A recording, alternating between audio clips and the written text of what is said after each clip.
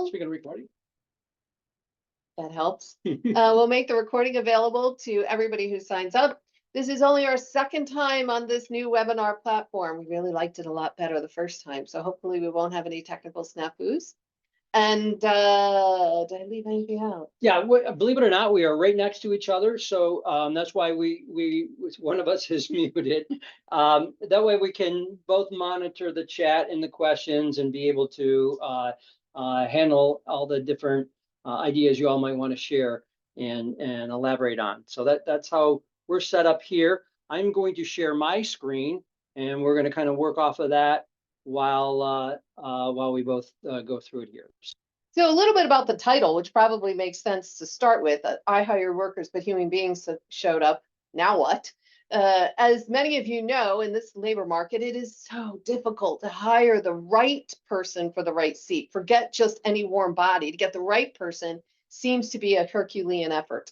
And so often it takes so long to get somebody that once they're finally there, we're like, oh, finally, they're here. Great, go to work. I got stuff to do because I've been doing both of our jobs.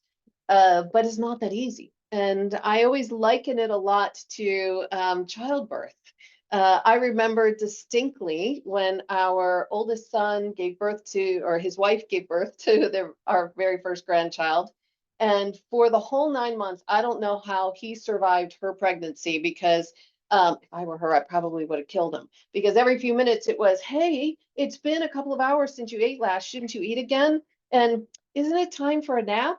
And oh, I don't think that steak's done well enough. Let me take it back and recook it. And all of this was going on for 9 months. So of course the baby arrives, we get the call from the hospital, we're prepared to go see, and we walk in and both of them looked like they were hit by a Mack truck. And we said, wow, how do you guys feel? And there was something like, that was a really long 9 months.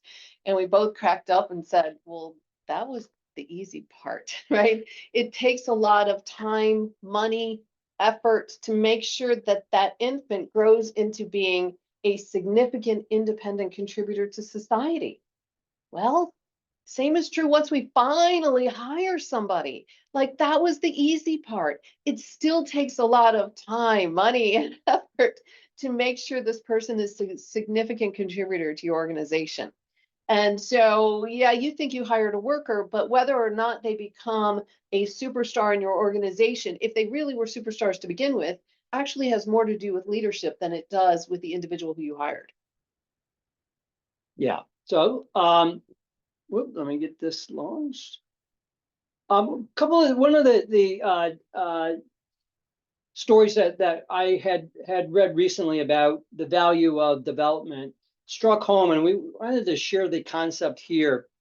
When we're looking at leadership development and how to measure the ROI or how to think about the ROI, one of the ideas was, well, if we focus on the leader and we make the leader 10% better, and say the leader's salary was $100,000, then the ROI on that training is around $10,000. But then we started thinking about what happens if you've got a leadership program or a leadership approach that not only makes the leader better, but makes all of the leaders' direct reports that much more productive. If you look at your ROI from the standpoint of increased productivity from the direct reports, it's significantly higher.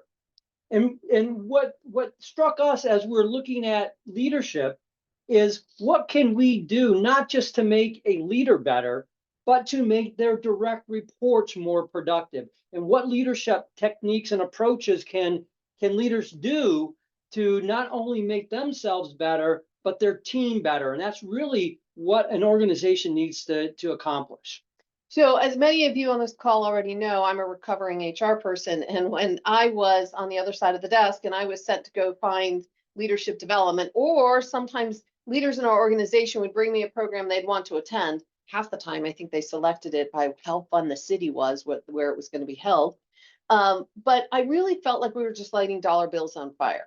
They would go, and even if they came back fired up about what they'd learned, about a week later, real life would hit and it was gone. And all that money we spent in travel and whatever, and even in the program itself, just went up in flames. Additionally, It's one thing to grow an individual, make them better at spreadsheets and time management and charm school or whatever, Budgets. but it's Budgets. doing budgets. And that's great to make that person a little bit better. But we can be exponentially growing if we can get more out of every one of our direct reports as opposed to more out of the individual. So looking at leadership acceleration as accelerating the performance of direct reports, not development of the leader themselves.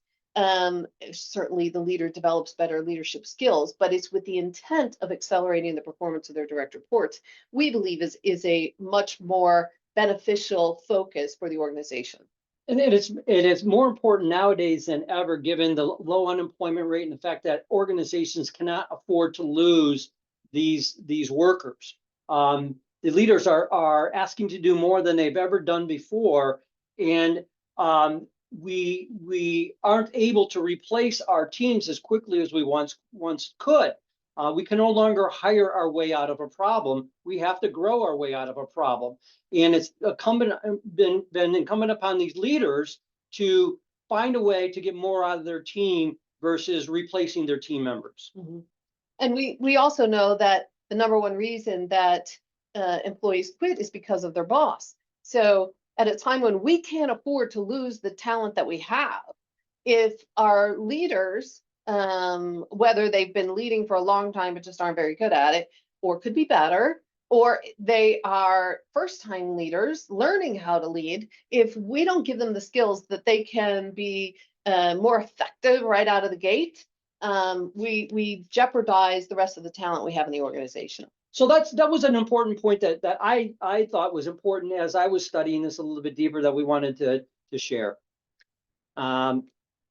Just to give you a little bit of an idea, the Mattis Group, we've been around since 1996. Our area of focus is in three areas within the workplace: growing leaders and developing leadership teams. We have a lot of work that we do around selection, getting the right people into the organization. And then a lot of work that we do in accelerating the performance of an organization, making it a strong culture in which individuals can thrive. So we're really focused on right people, right seats, and keeping them is our three areas of focus. Our three uniques, if those of you who are EOS followers, our three uniques are: number one, we provide behavioral expertise within organizations to help them solve their business challenges. That is one of the areas that we focus on. And then we too are leaders and business owners. We feel the same pain that many of our clients are facing. And we, as you can see, we've been doing this for a long. We've covered very many industries and jobs that we've been able to contribute some expertise in. And as you can see in the bottom left-hand corner, we share the same last name. For those of you who are new to us, because I don't recognize some of the names, you should know that John and I are business and marital partners. So husband and wife, as well as visionary and integrator. And we are neither brother and sister, nor are we father and daughter. So leadership development, leadership training, we talk about development versus acceleration. Training, as you know, is gone. Finally, the rest of the world has caught up and realized that adults actually beyond middle school do not learn from training, from a lecture. That's not the way we learn. In elementary school, yes, memorization, rote training, that makes sense in elementary school. Beyond that, people just don't learn from lecture. Y'all know you show up at these seminars, sounds cool. About 3 hours afterwards, it's gone. Leadership development really is about developing the leader in our minds. That's focusing on growing that leader themselves. It could be in a classroom, it could be workshop, it could be coaching, it can be structured, there may be some fixed content, and it could be like an MBA. The leadership acceleration is really focused on growing those direct reports and accelerating their performance. It should be longer term. When we think about the 70-20-10 model, which is the one we adopted it because the learning tends to be much stickier. There's 10% of the time that you're learning in a structured environment, but 70% of the time is practical application. You're trying it out and figuring out what works and what doesn't work. And then 20% of the time you're getting feedback from your observers, your direct reports, your peers, your boss, even a coach, to say what worked, what didn't work, what felt clunky. So you can go back in for 10% of the time, work on that a little bit, go back to the 70% and apply it, and it's iterative. Keep in mind, this 100% is not 100% of your living and breathing time. It is 100% of the time you're dedicating to leadership acceleration. So if that's 4 hours a week or 4 hours a month, that's how that focused, dedicated time should be split if you're really going to keep it sticky. And the fact that we stretch it out over 4 to 6 months, depending on whether we're doing a group environment or personalized, allows it to stay that much more sticky, because we know that it's being reinforced with that practical application throughout. Yeah, neither approach or both approaches are important. We all leaders need to be developed. We all have to have those basic leadership skills. We need to understand how to read a P&L statement. We need to understand how to manage our organization and prioritize our efforts. How to interview better. But there also an aspect of leadership that gets overlooked. It's assumed we know how to focus on our direct reports. It's assumed we know how to deliver feedback. It's assumed we know how to do one-on-ones. It's assumed we know how to do performance reviews. All of that is what impacts the productivity of our team. And if we don't learn how to do that along with our leadership development activities that you get from some of those formal leadership programs, you aren't necessarily going to grow your team.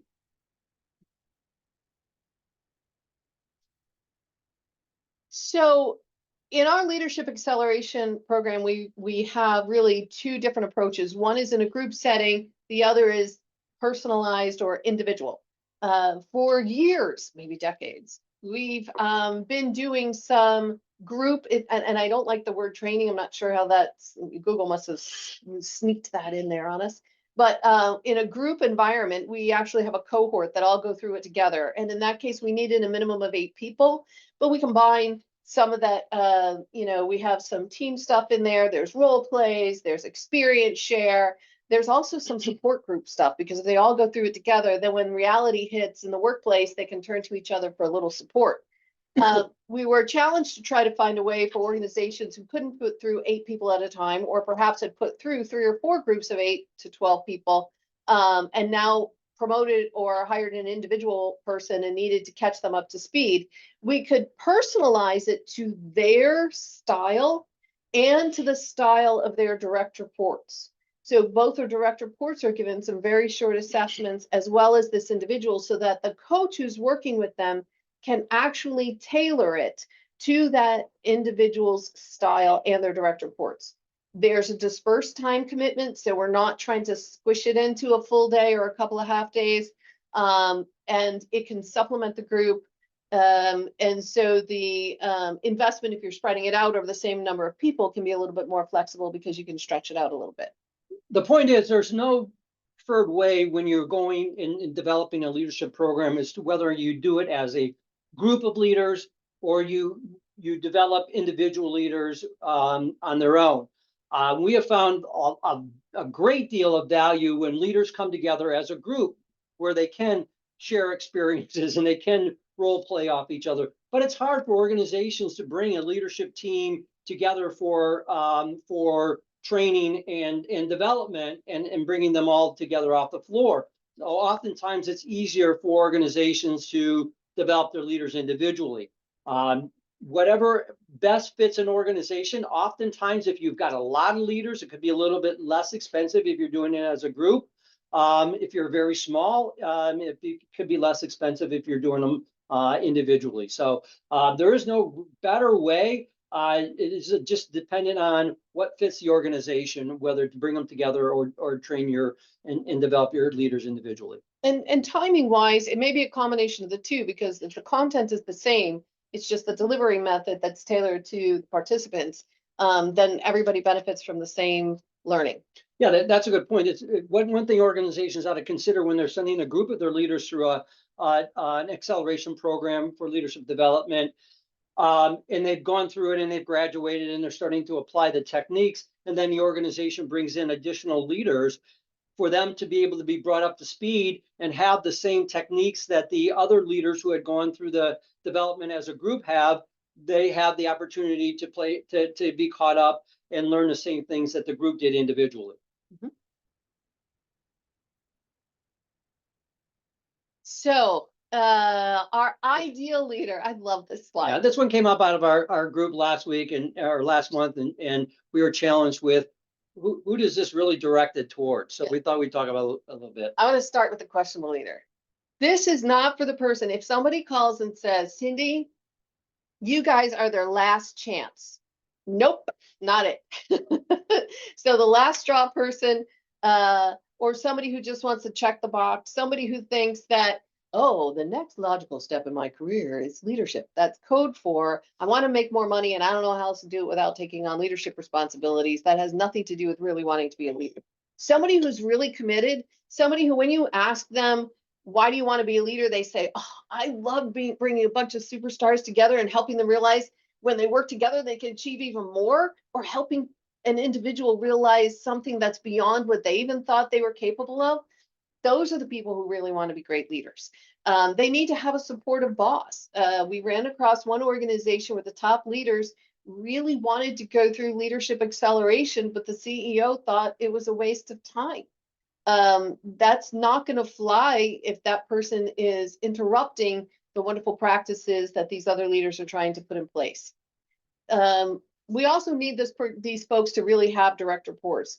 This doesn't work for your next upcoming leader who has no direct reports, because if you recall, 70% of the time is practicing these leadership techniques that we're teaching them. They have no one on whom to practice. It's never going to stick. So we really need them to be have folks to practice on. Yeah, that's a good point. As you're building and looking at a leadership development program, ask yourself whether or not your current leaders do have direct reports, because as you're learning their techniques, they do need someone to practice on besides their children. So it's good that they do have direct reports. But I think that the thing that we come across most when we have talked to leaders who are sending some of their challenged leaders through a development program is they're on that last straw. They're typically experiencing a lot of turnover within their team. They're not getting great 360s from their team, and they're not quite sure what to do. So the management decides, let's send them to leadership training and see what happens. Rarely does that work. When you see that leader struggling, you're better off putting them in a position where they can be successful and finding another way to lead a group of people. But sending somebody who's not really been successful, expecting them to turn around, generally does not work. But a lot has to do with that commitment. So actually, one of the organizations that's on this call happens to hire a lot of scientists and a lot of analysts. And so these folks have the quintessential stereotypic personalities, and they're not gregarious. They don't engage everybody. That's not their style. But we have some young leaders in this organization who recognize that they're not great with, they want to be really great with people. They've got all of these great ideas and they want to help the organization, but they're not sure how to do the leading. But they are so committed. You can tell in the first conversations, they are committed to wanting to become great leaders. That's a different story. I'll take those guys any day of the week.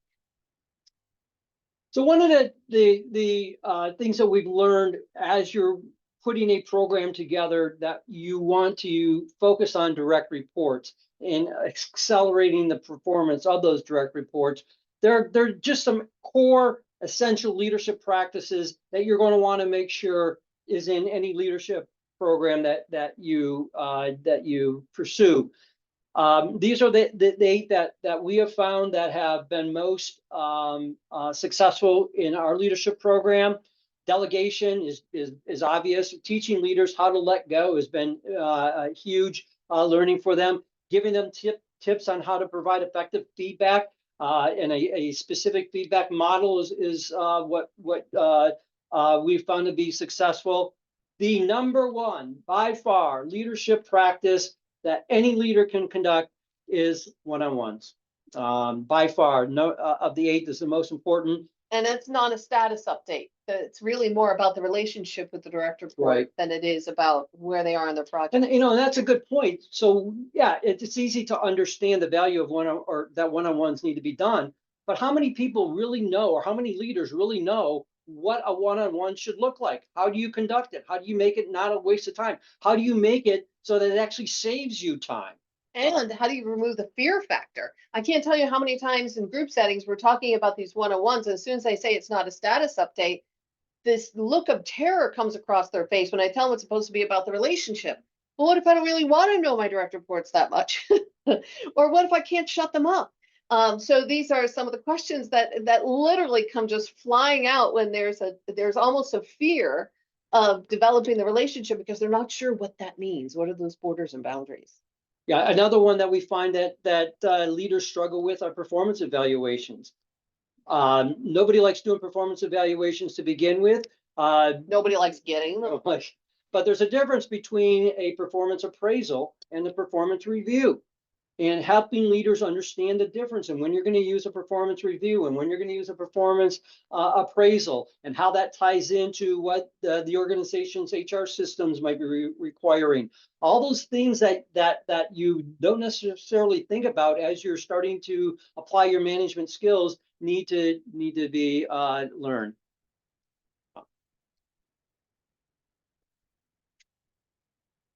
So when we talk about what some of the essential approaches are, as we mentioned earlier, it needs to somehow be customized to the leader. The fact that we're tailoring it to the style of the particular leader with their one-on-one coaching. And so we'll show you both the group process that we use and the personalized process.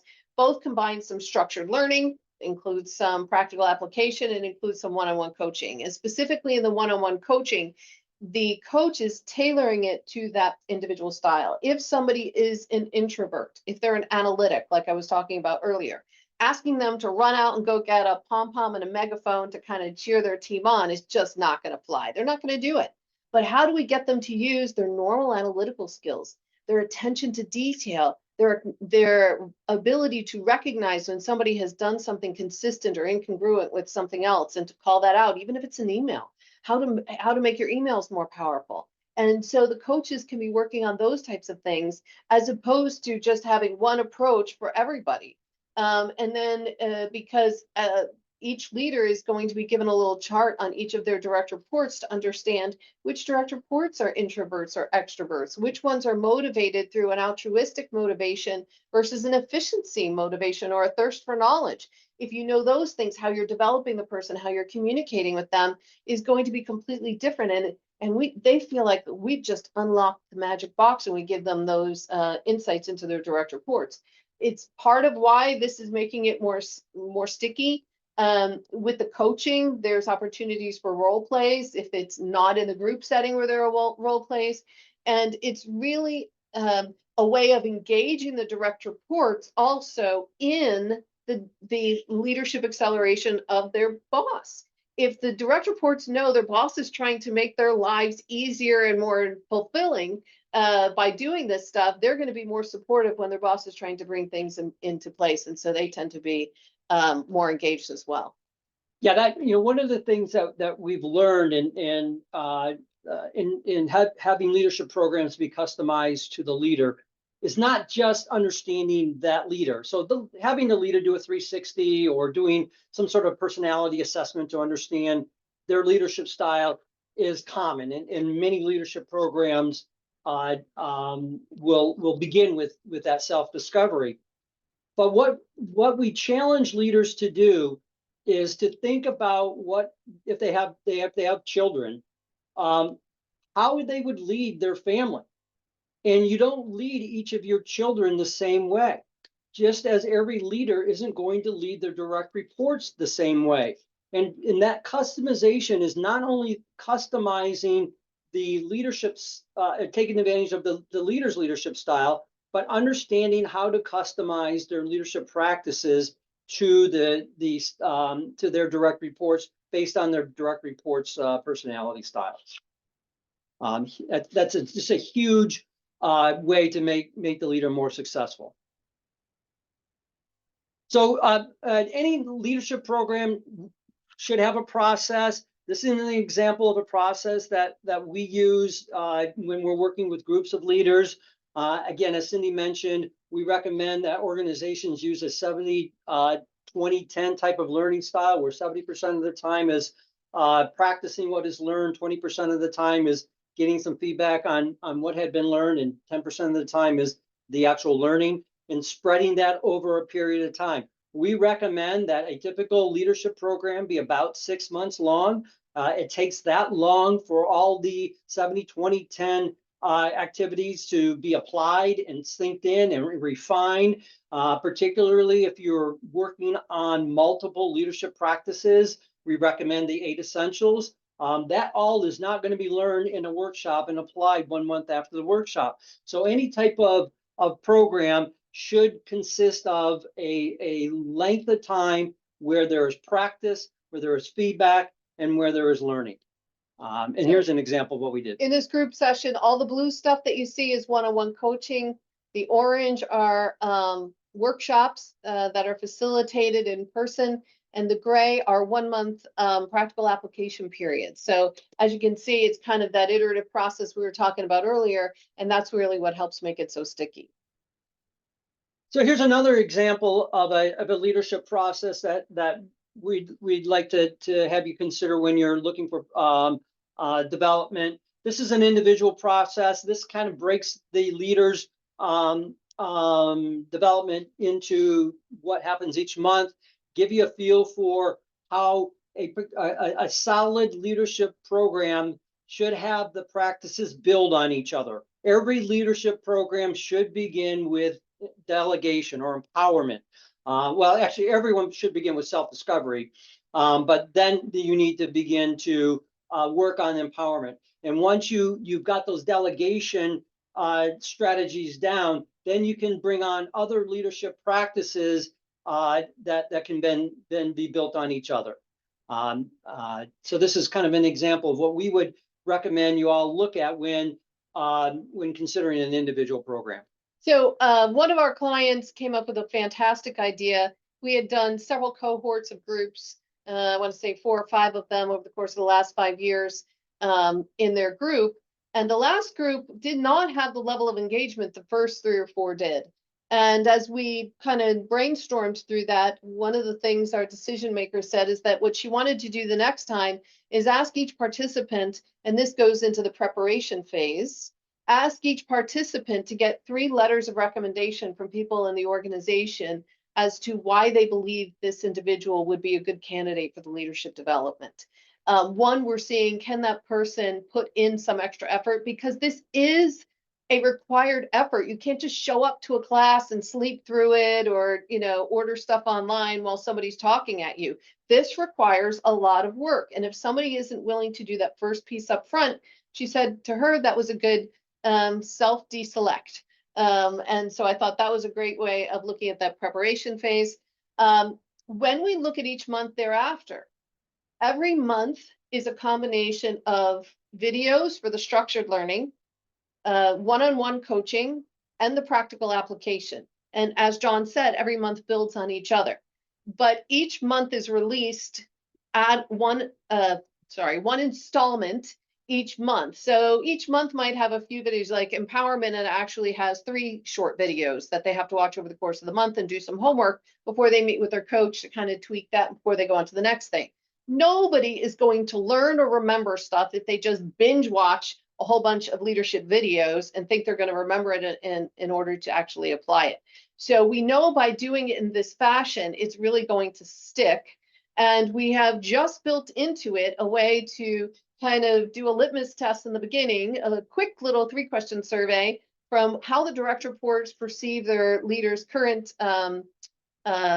leadership style. And then we're going to periodically, and certainly at the end, see that there's been progress made and give the leaders some kudos to feel that they've made some progress along the way. Yeah, we'll talk a little bit about that one in a second. But one of the things I think that the point that Cyndi raised, I thought was really insightful when we were working with a particular client, is before they had their leaders sign up for the program. So it's one thing to write the check and make the investment that way, but it's another thing for the leader to be emotionally committed to the journey, is getting that letter of recommendation from their manager to allow them to commit to the program.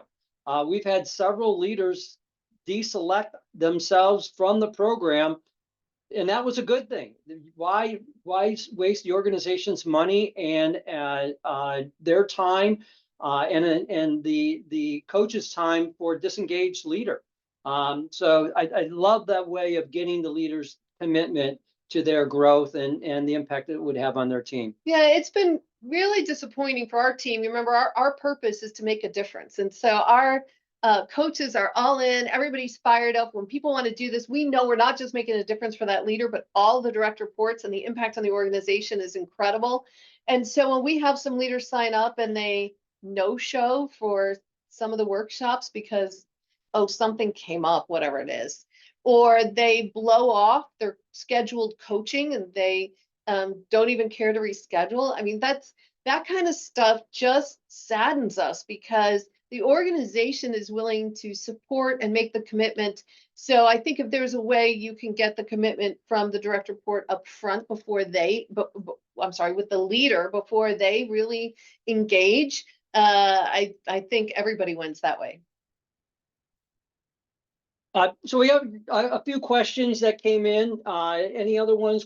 Feel free to drop them into the chat. But here's a few that we had gotten earlier.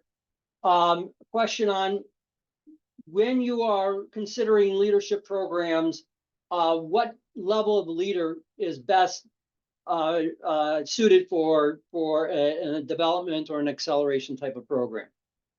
And we usually refer to them as developing leaders. This can be somebody who's a first-time leader and they are willing and able to grow. It could be somebody who's been leading for years but never got any leadership acceleration program, and they continually want to improve their leadership. So they're still developing.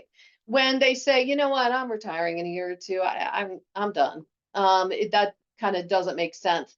But those who really want to develop and fine-tune, we've had one organization has somebody I consider a poster child for leadership acceleration. They actually were two. There was one man and one woman, and they were already extraordinary leaders. But they got great stuff out of it, and then the way they could share their personal experience with others in the group was really incredible. Yeah, and again, I think it varies on whether you're going to use a more tactical leadership development program or you're a little bit more strategic. The more tactical programs tend to be more valuable to emerging leaders, those leaders who may be first-time managers, or they're relatively young in their career and they haven't really been taught how to do some of the common leadership practices.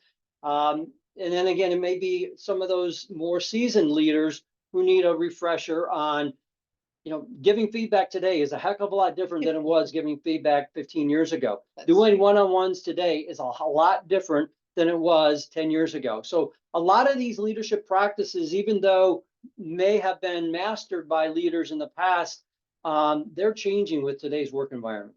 It's funny. Every now and again, I'll hear somebody say, I've been managing people for 30 years. Well, I've been playing golf for 30 years. It still doesn't make me ready for the pro tour, right? So just because you've been doing it a long time doesn't necessarily mean you're exceptional at it. And so there's always ways that we can learn different things. And to John's point, it's a lot different than the way we learned years ago. Now, I will say, if somebody has had an opportunity to lead for at least a year or two, they may appreciate it more, because most folks think this is a piece of cake. I get to be leader. Translation, I get to boss people around. That doesn't work so well. And sometimes when they've stumbled a little bit and skinned their knee, they may be more open to some new approaches, as opposed to never having led at all and being given this gift almost too early on. Right. Another question we got was, what would a typical investment be for a leader in any type of development journey? And the number that I've heard used as a starting point is anywhere from 5% to 10% of their annual salary is a good starting point on what you would be investing in their growth. And if your organization is growing at 10%, then why aren't you investing 10% in your leaders is a way. So if you got a leader making $100,000, it's not uncommon to be spending $10,000 on their development over a year. I also, I'll give some kudos to Dave Zervas, who is my Vistage chair, former CEO of Husqvarna. And Dave is so passionate about growing leaders, so passionate. And since he was CEO and is now retired, he has always had the mantra that if leadership development is not a line item in your budgets, then you're not serious about it. And that's the first thing he asks every one of us in our one-on-ones, every one of the members of his Vistage group. What's your line item on your budget for developing your team? I like that one. I haven't heard that one before. So those of you who are wondering how important this is, we do have an old slide that shows the organization growing like this and the other people in the organization growing like this. Eventually, there's going to be a giant gap, and when that gap occurs, if the organization outgrows the leaders that you have, you're in a world of hurt. Right now we're having an introductory offer on the personalized for $3,400 per person for 6 months. That is not going to stay that way. But we're very excited about being able to introduce this personalized approach. We've had lots of success with the group one and have loved that. But we're excited finally for our small to mid-sized clients or folks who are trying to catch other leaders up to be able to offer them something just as enriching. And the last question I have here is regarding this thing called the guarantee. How can we guarantee, or how can we know, first of all, that our leaders have grown?